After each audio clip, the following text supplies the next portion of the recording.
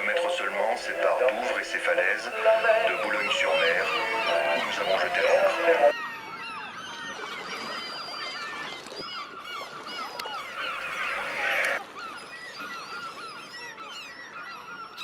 Chaque semaine, on a décidé de faire découvrir le lieu où on se trouve au travers du regard de l'un de ses habitants. Que ce soit une espèce de guide qui nous montre sa ville à lui, son coin, ce qui compte à ses yeux, ce qu'il aime, tout simplement. Alors, pour Boulogne-sur-Mer, eh bien, c'est Marcel qui nous a pris par la main pour nous faire découvrir Capécure. Capécure, qu'est-ce que c'est? Eh bien, c'est toute cette zone du port de pêche où on se trouve actuellement. C'est absolument immense. Et ce quartier, eh bien, Marcel, il l'adore, quel que soit le temps. D'ailleurs, en général, les Boulonnais, le temps, eh bien, ils s'en moquent complètement. Au contraire, la pluie, c'est excellent pour faire pousser le bonheur de la vie dans les jardins secrets. À la retraite, on est si bien, nous les anciens. Ici, ce que la chance qu'on a, bien c'est qu'on a un sous-sol humide, ça, nous les anciens. Une sacrée chance pour les fleurs, les légumes et les fruits. Grâce au vent et à la pluie, les jardiniers de Boulogne sont ravis. C'est tonique. C'est tonique. Oui, enfin, on aimerait bien avoir quand même un peu plus de soleil, bien sûr, et puis moins de vent aussi. Enfin, on s'y fait. Hein. Nous, on est là, on est des Boulonnais, on a toujours vécu dans ce temps-là. Nous, quand il n'y a pas de vent en Boulogne, ben, dire on est où, là? Il y en a qui ont essayé d'aller habiter dans le sud. Eh bien, ils n'y sont pas restés.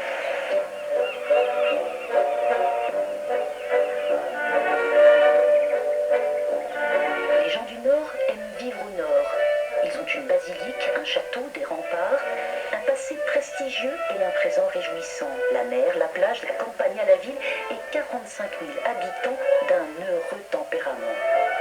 Bah, c'est surtout qu'ils sont accueillants, qu'ils sont gentils, qu'ils sont aimables, qu'ils sont compréhensifs, ils sont toujours prêts à rendre service, c'est ça, on est comme ça. On n'a peut-être pas de soleil, mais on l'a déjà dans le cœur, c'est déjà pas mal.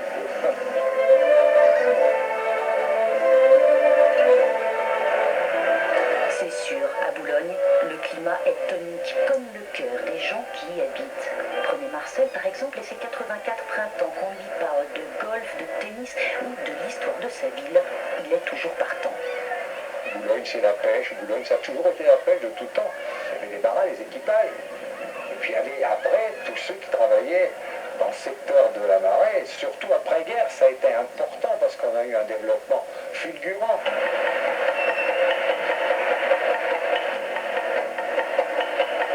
Capécure, le quartier de la pêche. Une immense plaque tournante, le premier port de pêche français, est aussi premier en Europe du Nord pour la transformation des produits de la mer. Chaque année, 300 000 tonnes débarquent et repartent, filetées, salées, séchées, fumées, surgelées. 200 entreprises, 6 500 emplois. Chaque famille de Boulogne a au moins un pied dans l'eau salée. Chez Marcel, pourtant, on n'était pas vraiment marin de père en fils. Ben, j'étais cheminot, j'ai eu la chance de rencontrer une charmante boulonnaise, une belle fille, et en 1942, je me suis marié avec elle. J'ai habité ici dans le quartier de Capécure, donc au milieu des ruines. Au milieu des ruines, j'ai habité tout d'abord en location au-dessus de l'atelier de marais. Je voyais cette activité, cette rapidité de travail, et moi c'était mon job, je voulais faire un truc comme ça. Alors j'ai mis les bottes et puis j'ai appris mon métier.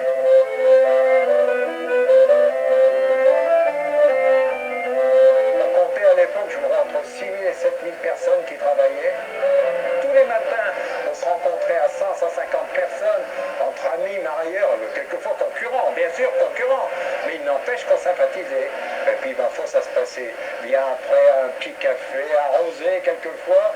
On prenait une bonne bistoule, comme on dit à Boulogne. Vive la marée. Le petit cheminot va quitter ses rails et devenir mareyeur, entreprenant une vraie locomotive qui se risque en dehors des sentiers battus.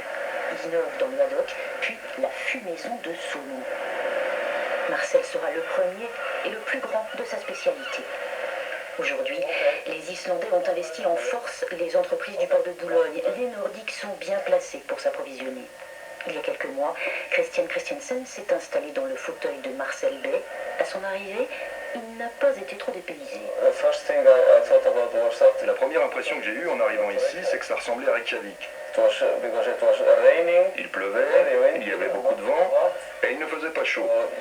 On s'est vraiment cru en Islande ce jour-là. Mais on est bien plus relax en France qu'en Islande. C'est bon? Il est très spécial. Je pense qu'il est vraiment très gentil en fait. C'est un peu mon grand-père en quelque sorte.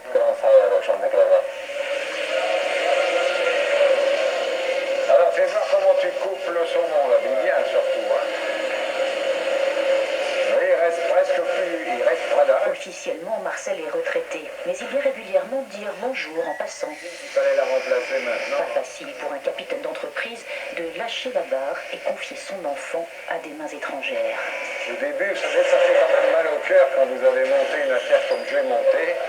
Ça fait quand même tant soit peu mal au cœur de devoir demain la vendre. Il va pouvoir s'adapter? Mais je crois, il est sympa. Quand on est plein de volonté, qu'on a du courage, et ben il faut continuer dans la... Sacré Marcel, impossible à débrancher. C'est vrai qu'il est drôlement tonique, ce jeune homme de 84 ans, et que les Boulonnais ont décidément un heureux tempérament.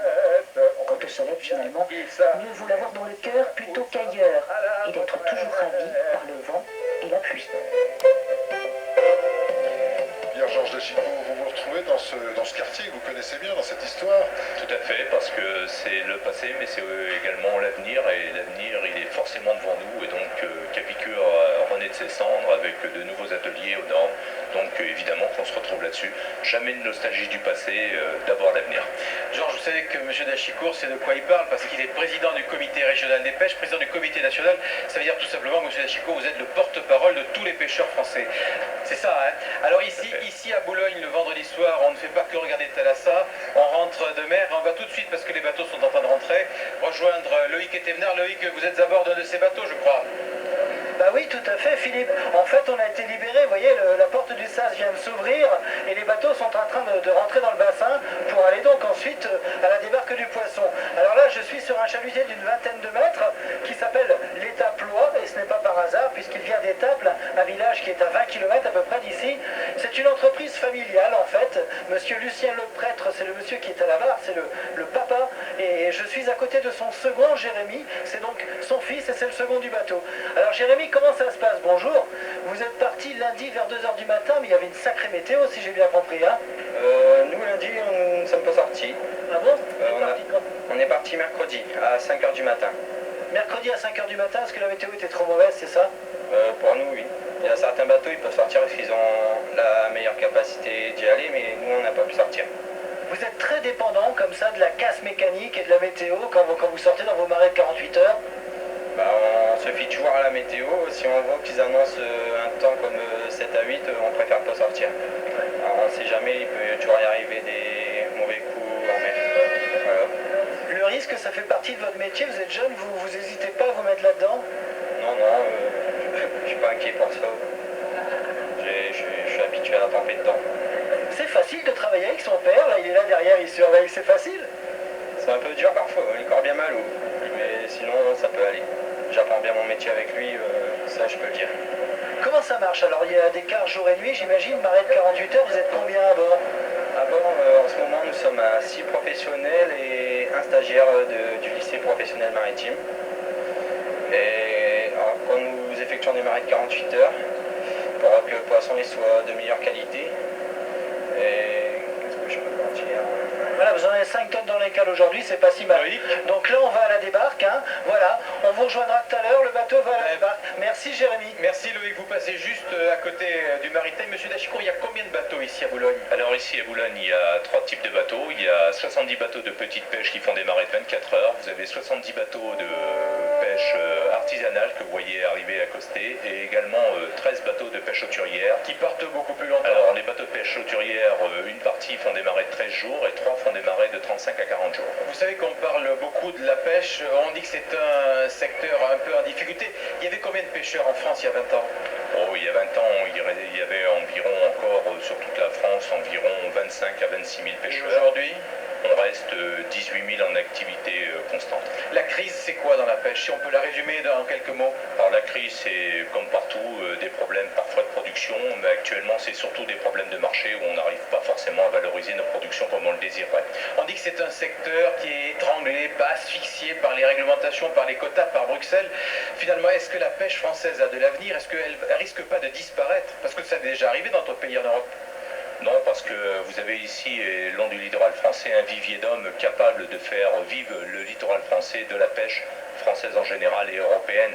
Les réglementations doivent être appliquées et il en faut, parce que sinon, leurs ressources, on sait que c'est pas inépuisable, donc il faut la gérer de manière patrimoniale. Monsieur Dachicourt, on va se retrouver tout à l'heure. Pour l'instant, on va descendre dans le carré du Marité. On va retrouver au bar, bien sûr, Georges et Béatrice. Oh, c'est facile, ça. Ah bah oui, mais c'est vrai, regardez. Il n'y a pas beaucoup de verre. Je me suis pas trompé, hein. Et pourtant, on va être très sérieux parce qu'on va s'intéresser à une autre activité importante de cette ville.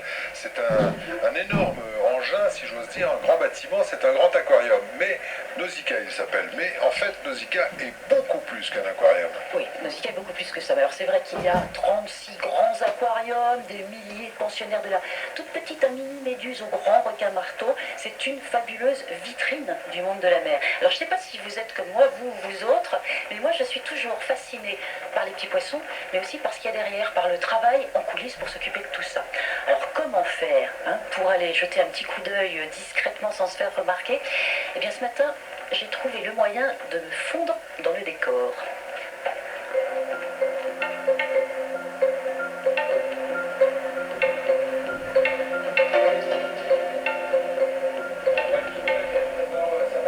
Et voilà, c'était quand même plus facile de se faire passer pour l'un des 141 employés que pour l'un des 36 000 poissons en Inde, même s'il y en a plus de 1000 espèces ici. Allez, les outils de travail et au boulot.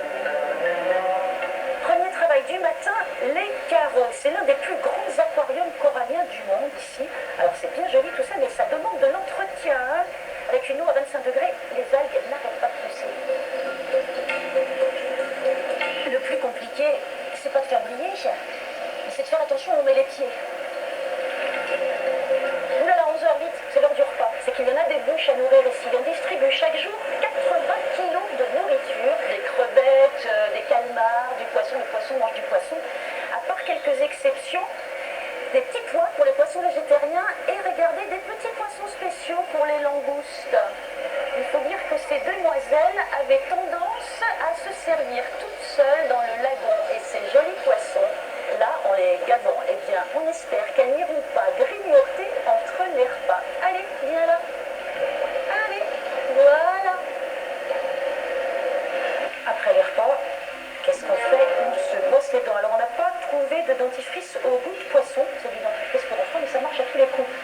Manolito, à toi.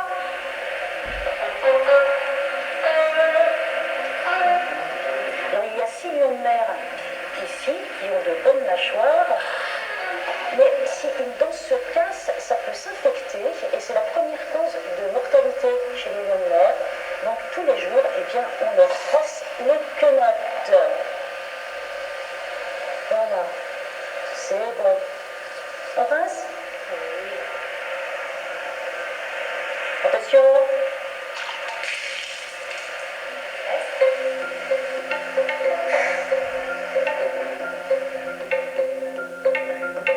Allez, on finit avec un petit tour au jardin pour planter le corail de demain.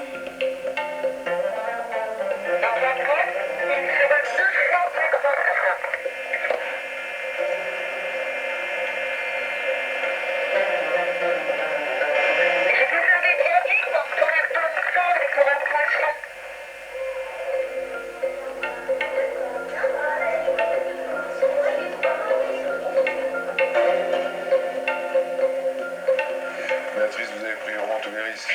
Absolument. Philippe Vanette, vous êtes le patron de Nausicaa, alors 600 à 700 000 entrées par an, c'est quand même une très belle réussite. Est-ce qu'il y a beaucoup de, est-ce que le positionnement de la ville au cœur de l'Eupe, si je veux dire, fait que vous avez beaucoup de visiteurs qui viennent d'autre part que la France? Oui, bien sûr, on a 25% d'anglais donc, et 15% de belges. Et puis, on a en tout 45% d'étrangers. On est vraiment au centre des trois capitales, Londres, Paris, Bruxelles. Bruxelles. Tout à l'heure, j'ai oublié de prononcer deux mots, c'est enseignement et environnement. Ça va plus loin que l'aquarium. Oui, bon, c'est le Centre national de la mer, mais c'est vrai qu'il n'y a pas que ça, parce que Philippe Valette, vous le savez, a participé il y a 2 ans à la fondation du réseau Océan Mondial. Alors qu'est-ce que c'est que ça? Quelle était l'idée au départ? Alors en fait, Londres, Paris, Bruxelles, ça fait 50 millions d'habitants, il y a 6 milliards d'hommes sur Terre. Et ces 6 milliards d'hommes sur Terre doivent changer de comportement par rapport aux océans. C'est indispensable. C'est indispensable. Dans les 30 ans, si on n'agit pas, eh bien, nos enfants connaîtront un océan vraiment très différent du nôtre. Donc vous leur donnez des trucs, des conseils? Alors, on a monté un programme d'action. Par exemple, ce petit passeport, avec tout un tas d'actions très concrètes. Vous savez, les gens d'habitude disent « Ah oui, nous on voudrait bien faire des choses pour la mer, mais qu'est-ce qu'on peut faire ?» Eh bien, dans ce passeport, il y a tout un tas de petites choses qu'on peut faire. Eh bien, par exemple, quand vous allez acheter des produits frais, prenez des produits qui n'ont pas voyagé, qui sont de saison, etc. Ça fait moins de gaz à effet de serre, c'est meilleur pour les coraux. Ou des petits poissons, non, il vaut mieux prendre des gros. Alors les petits poissons, effectivement, vous allez chez votre marchand de poissons, eh bien, prenez des poissons qui se sont déjà produits. Alors ces passeports sont gratuits, vous allez en distribuer partout dans le monde entier, des centaines, des milliers, des millions? Le but, c'est d'en distribuer des centaines de millions, de façon à ce que, réellement, on puisse inspirer un changement de comportement. Bon, vous n'êtes pas un petit peu utopiste, non? Mais écoutez, aujourd'hui on est 3 milliards d'hommes sur le littoral. Dans 30 ans, on sera 6 milliards. Je pense que c'est ceux qui ne font rien qui sont les utopistes. Une question pratique, comment on se procure le passeport pour l'océan mondial? Alors, le plus simple, c'est de consulter nausicaa.fr ou réseauocéanmondial.org. Et là, vous avez toutes les informations et tous les centres distributeurs. On va tout de suite rejoindre Juliette qui assiste au débarquement du poisson, toujours à Boulogne-sur-Mer. Eh bien écoutez, effectivement, je suis sur le quai de débarque et les poissons sont en train de débarquer. Alors ils débarquent déjà en caisse fermée. Alors il y a 2 bateaux qui sont arrivés, il y a le Marmousée et le Mater Dei qui sont en train de débarquer avec leurs patrons, Olivier Le Prêtre et Daniel Coulin. Je vous propose de vous approcher d'Olivier Le Prêtre. Il va nous expliquer un petit peu ce que son bateau a ramené. Alors qu'est-ce que vous avez pêché là? Je vois un magnifique homard. Combien il pèse? Aujourd'hui, nous avons 3 tonnes de sèche, 1,5 tonne de rouget barbé, 500 kg d'encorné et 1 tonne de diverses. On peut ouvrir un peu les caisses pour voir comment ça se présente. Qu'est-ce que vous avez pêché? Alors, ce sont des rougets barbés en caisse 12 kg, de super qualité. C'est des marées de 48 heures. Et là, les homards qu'on voit, ils pèsent combien? C'est un homard de 4 kg. 4 kg. D'accord. Alors, il faut savoir qu'en fait, ici, quand le poisson débarque, il a déjà été vendu par téléphone. La vente aux enchères main levée, c'est terminé ici. Tout se fait par téléphone, c'est le bailleur qui achète. C'est un petit peu comme la bourse de Paris. En fait, la cotation se fait selon la loi de l'offre et de la demande. Il faut savoir aussi qu'ici, l'année dernière, on a débarqué sur ce quai 60 000 tonnes de poissons frais. Juliette, avec 60 000 tonnes de poissons frais, on est le premier port de pêche en France. Alors ça fait le premier port de pêche en France, mais surtout il faut savoir que les 60 000 tonnes de poissons qui sont arrivés, c'est qu'une petite partie de l'histoire. Il y a eu 4 fois plus de poissons qui est arrivé en fait par camion, par la route, parce qu'en fait Boulogne c'est la première plateforme européenne de transformation et de commercialisation du poisson, parce que en fait Boulogne se positionne à une position stratégique, parce qu'il est entre les pays du Nord qui pêchent, donc qui produisent, et les pays du Sud qui sont de gros consommateurs de poissons, comme la France, l'Italie et l'Espagne. Donc une position idéale entre l'offre et la demande de poissons. Merci Juliette, j'ai une petite commission à vous faire. Vous nous ramenez le homard sur le marité, je vais vous le préparer tout à l'heure, vous allez voir. Pas de problème, j'arrive. Monsieur Dachicourt, l'image du pêcheur pilleur d'océan, c'est toujours vrai, vous allez me dire non. Non, parce que c'est l'image qu'on veut donner aux gens. Je crois que les bateaux que vous voyez, ce sont des véritables chefs d'entreprise qui en sont à la tête et n'ont certainement pas envie de piller l'océan. Ils essayent de ramener pour la consommation humaine et non pour la consommation animale. C'est-à-dire que les vrais pilleurs d'océan sont ceux qui raclent la mer pour donner dans les farines animales. Certainement pas les pêcheurs français que nous sommes. Georges, ce matin, vous vous êtes baladé sur les quais ici et dans les poissonneries à Boulogne. Vous avez vu le prix du poisson? Oui, monsieur Dachicourt, moi je vais vous poser une question. Moi je suis un simple consommateur, mais je trouve quand même que le prix du poisson, pour moi, est assez cher. Et effectivement, il est cher lorsqu'on va chez son détaillant ou dans sa grande surface le chercher, mais malheureusement, chez le producteur, on n'y retrouve pas notre compte. Donc, un peu comme dans le monde des paysans, il y a un problème entre la production et la distribution, et c'est ce problème-là qui rend la conjoncture très difficile actuellement pour la pêche française. Monsieur Dachicourt, est-ce que vous conseilleriez à un jeune aujourd'hui de se lancer dans la pêche, dans le métier? Sans aucun problème, il a un superbe avenir devant lui et il y a 40 ans on me disait fais pas ce métier-là, c'est fini et 40 ans après j'y crois encore et il y en a encore pour des années et des années. Vos fils le font? Non, parce qu'ils ont choisi autre chose et le choix de tout être doit être respecté. Merci en tous les cas. Ben voilà, on continue Georges. Eh ben, on va continuer avec moi, si Jean, vous voulez bien, oui, oui, parce que moi j'ai beaucoup de chance, je suis en compagnie d'une de nos consoeurs de France 3 Côte d'Opale, Frédéric Hainaut. Alors Frédéric, quelle est l'actualité sur les quais de Boulogne et de la région en ce moment? Quelle est l'actualité du moment? Ce que les gens aimeraient bien savoir sur le port, c'est s'il y aura un jour vraiment un NGV pour les poissons. Un quoi? Un NGV pour poissons? NGV c'est quoi? C'est un navire à grande vitesse pour les poissons? C'est ça, alors ce serait, Juliette l'expliquait il n'y a pas longtemps, la plus grande partie du poisson qui arrive à Boulogne arrive par la terre, par des camions. Elle arrive du nord, d'Oslo. Alors le projet, ce serait de faire venir le poisson d'Oslo à Boulogne en navire, et à ce moment-là, au lieu de mettre 30 heures, on mettrait 18 heures. Donc pour avoir du poisson encore plus frais, mais rassurez-moi, il y aura toujours des ferries dans la région pour les êtres humains. Ah oui, oui, absolument, et puis en plus à Boulogne, les gens sont contents parce qu'ils ont retrouvé leur ferry. Le ferry avait arrêté la liaison avec Douvres il y a 3 ans, et puis là, ça y est, il y a une compagnie anglo-danoise qui a repris la liaison, et c'est une compagnie low cost. Low cost comme les compagnies aériennes qui pratiquent des prix très bas. D'ailleurs, les ferries eux-mêmes ressemblent à des avions, regardez. Oui, c'est ça, ça veut dire qu'on réserve son billet longtemps à l'avance sur Internet pour avoir quelque chose de bon marché. D'accord. Alors pourtant, depuis 10 ans, il y a un tunnel sous la Manche. Comment s'est jouée la concurrence? Comment ça s'est équilibré tout ça? En fait, il y a 10 ans, on pensait que quand le tunnel allait commencer, eh bien, les compagnies de ferry allaient couler. Couler au sens figuré. Et ce qui s'est passé, en fait, c'est qu'il y a eu une guerre commerciale. Ça a duré qu'un temps et on pouvait aller en Angleterre pour moins de 2 euros. C'était un peu fou. Et puis aujourd'hui, qu'est-ce qui se passe 10 ans plus tard? Tout est revenu à la normale. Il y a de la place pour tout le monde. Les compagnies de ferry se portent pas si mal, puisque SeaFrance, la française, est en train de construire un immense ferry à Saint-Nazaire. Et puis il y a toujours 30 millions de passagers à Calais. Voilà, premier port à passagers d'Europe. C'est ça. Encore une petite chose, vous êtes venu avec une image que vous avez voulu nous montrer, c'est le dernier sport branché dans la région ici. Oh oui, c'est ça. Alors on a des grandes plages et on a du vent, alors qu'est-ce qu'on fait? Eh bien on invente, alors on prend une planche à roulettes, un cerf-volant, déjà un beau cerf-volant quand même, vous voyez, hein, et puis on s'amuse. Alors le monsieur est champion de France, et sa femme est vice-championne. C'est pas difficile, hein, s'ils sont que deux. Ils sont enthousiastes, on pense qu'ils vont fonder une grande lignée. Bon, décidément, on aime bien jouer avec le vent ici dans la région.